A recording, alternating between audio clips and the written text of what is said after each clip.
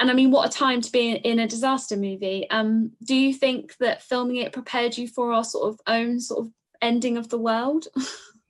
Well, when you're filming, there's a lot of time to just sit and contemplate. Like I would often contemplate during this movie, what will it feel like when this thing finally hits? What will be the first thing we see, feel?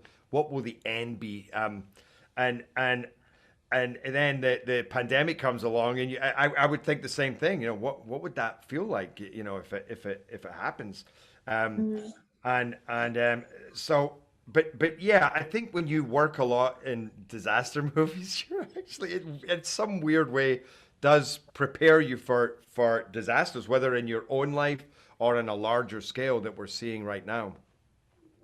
You've got your sort of like panic mode under I underway. have my panic room. Anytime Yeah. I just go into my panic room. It's 4 feet by 4 feet. There's a lot of popcorn in there. Um, I I wanted to ask about the kind of why you think people like watching these films in which we often see you sort of battling for your survival. Why do you think it is that we enjoy watching you go through that? I don't know if it's just it probably could be anybody making those movies. It's just that I think it's the kind of movie um, Mm.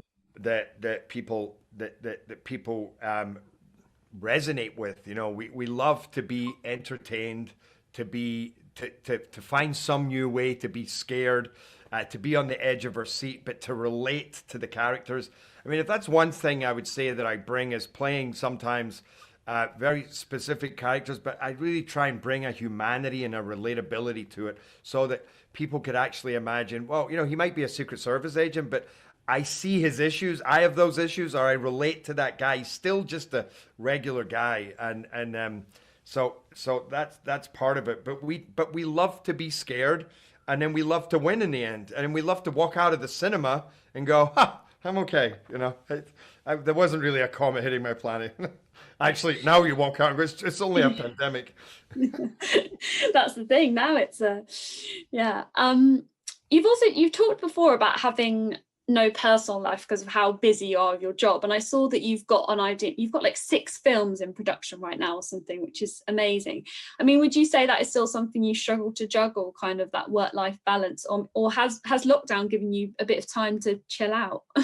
No, look, in actual fact, the last couple of years haven't been so bad. I haven't been making as many movies as I normally do, and I was enjoying that space. But the pandemic truly gave me space, and that's a little strange at first when you're used to, you know, being busier and knowing you have a film coming up, and suddenly you don't, and knowing that you kind of have to stay in the house when normally you can go and do what you want.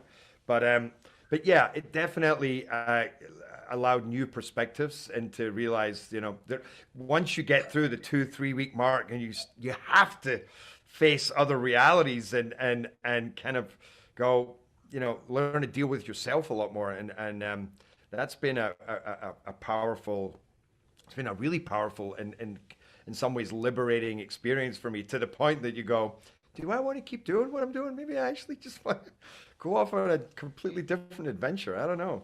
But by the way, I don't have 6 films in production. A lot have been announced, but in actual fact, I have two that I will make it over the next 5 months.